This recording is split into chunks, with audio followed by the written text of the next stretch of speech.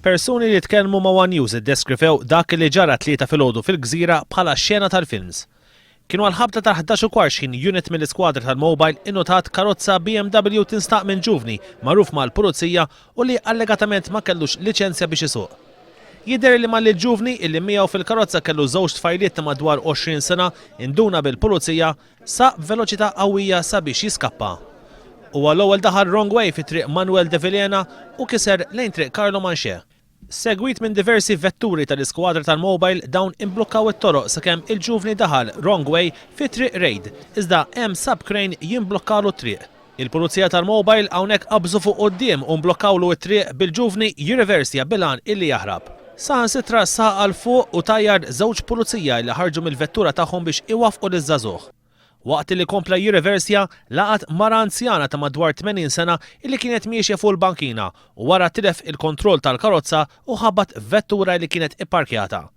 F'dan il-moment il-ġuvni flimkien ma' żewġ tfajliet ippruvaw jaħarbu.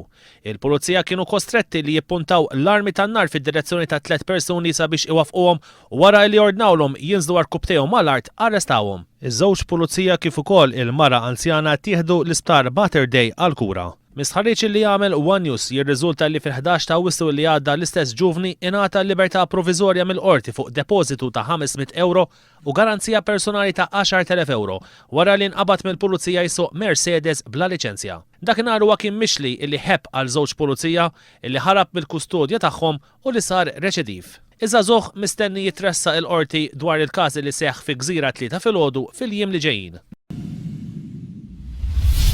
L-Assoċjazzjoni Maltija tar Ramblers din l-Art Helwa Friends of the Earth flimkien għall-ambjent aħjar u l-Moviment Organiku Agrikolu Malti b'vuċi waħda jikkundannaw id-deċiżjoni tal-MEPA li tħalli l-Power Station il-ġdida taħdem bil-heavy fuel oil għal 8 xhur.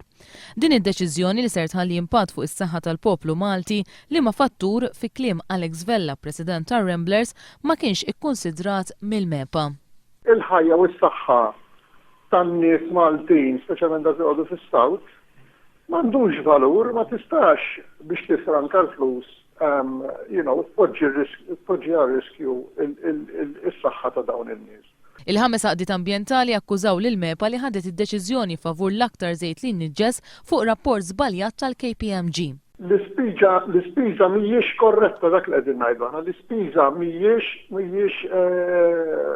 ikkalkulata sew, le. Dak li qed ngħidu. Waqt ismih tal-kawża quddiem il-MEPA, uffiċjali tal-Ene Malta ma ddefendewx ir-rapport tal-KPMG minkejja li kien fl-interess tagħhom. Anke l-Kunsilli Lokali ta' Marsa Xlok, Zejtun u Birzebbuġa ikkritikaw dan ir-rapport li jagħti stampa falsa ta' kemm l-ispiża li kieku l-MEPA ddeċidiet li Power Station ta' Dellimara titħaddem bil-gażoil li jniġġes ħafna anqas mill-heavy fuel oil. L-qdiet ambjentali temmew jirrimarkaw li r-rapport żbaljat iddaħħal fl-aħħar mument u ma kienx parti mis-sottomissjoni oriġinali għas-smigħ quddiem il-MEPA. Illum is-sajjieda Maltin se jingħaqdu f'mixja ta' protesta fil-Belt Valletta biex isemmaw leħinhom dwar il-programm tas-sajt li fassal il-Gvern.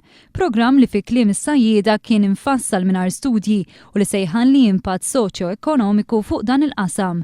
Fost l-oħrajn li jkun hemm biss 35 bastiment bil-liċenzja li jistadu għat-ton li jkun hemm kwota fuq is-sajt tal-Lampira u li jinqata' s-sajt fuq it-Tartarun. Fl-aħħar 3 snin kienu 37 il-persuna li ġew impjeganti fi ħdan Transport Malta fi grad ta' manager jew iktar. Dan it-tarif ingħata fil-Parlament mill-Ministru Austin Gatt. B'kollox dawn uffiċjali ta' Transport Malta qed jirċievu ħlas ta' iktar minn €1,000,000 fis-sena. Fl-istess ħin il-maġġoranza ta' dawn l-istess uffiċjali għandhom performance bonus ta' bejn 5 u 10% tas-salarji tagħhom. Dan minn barra li ħafna minnhom igawdu wkoll minn allowance għal karozza u għal petrol u minn allowance għal meta jkunu disturbati wara l-ħin tax-xogħol li b'kollox jammontaw għal medja ta' 10,000 euro oħra fis-sena.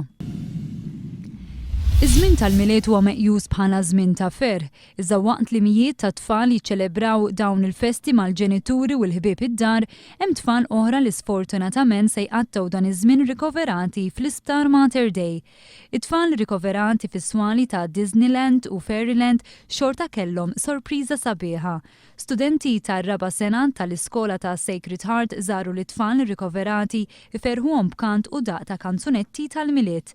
Ma naqsitx ukoll il-preżenza tal-karattru Ġuġinu, il-maskot tal-uffiċċju tal-Kummissarju tat-Tfal li flimkien mal-istudenti qasmu wkoll ir-regali.